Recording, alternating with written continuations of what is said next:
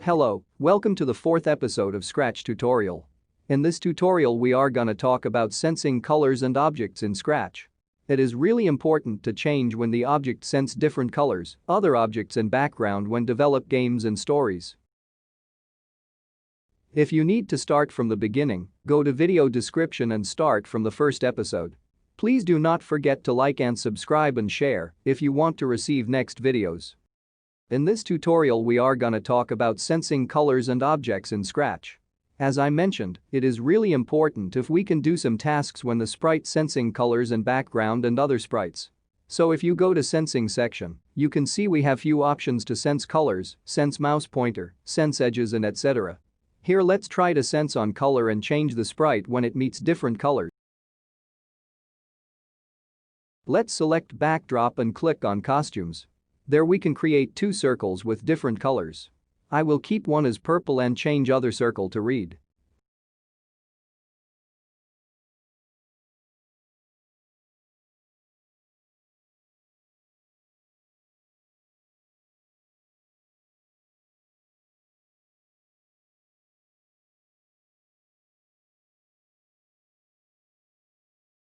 Select any color as you like, because we can sense the exact color you selected when we use that in the program.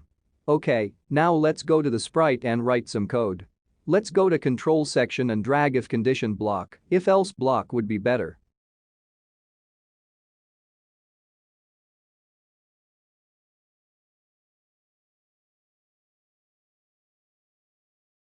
Then bind the touching color block to if else block and click on the color circle to change the color.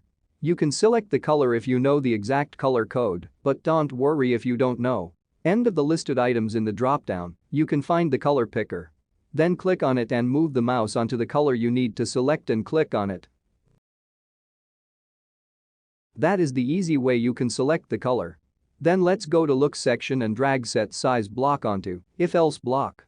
We can keep 100% as it is. Then let's drag the same block onto else section and change the percentage to 50. So that means, if color is purple set the size to 100%, otherwise set the size to 50%. You can drag the sprite to each circle and see the behavior by clicking on the if else block.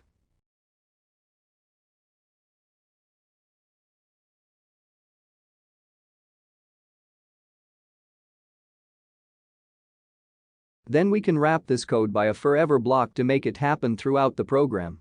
Now we need this cat to walk between both circles to finish the program. Let's take another forever block and drag glid block from motion section.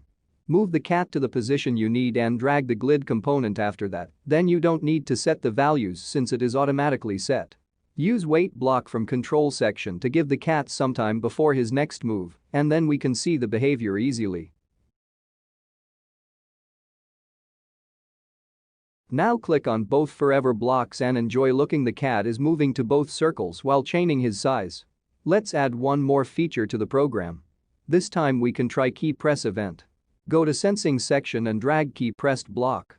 By default, space is selected as the key, but you can change it clicking on the drop-down if you plan to press another key. Drag an if else block and bind the key pressed block.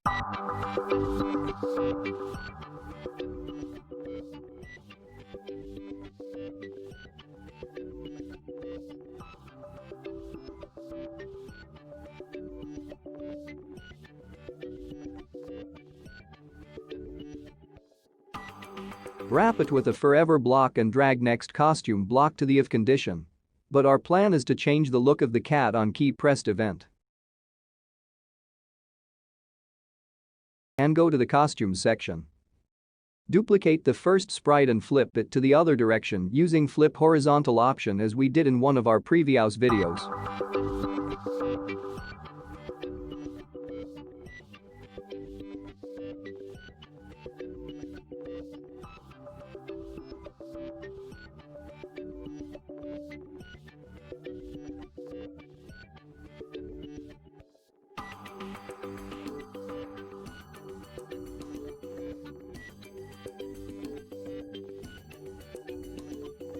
Click on the forever block.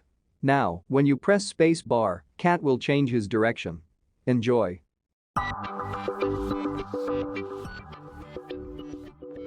So, please like and subscribe this channel if you still did not, and if you feel helpful, and share it with your friends.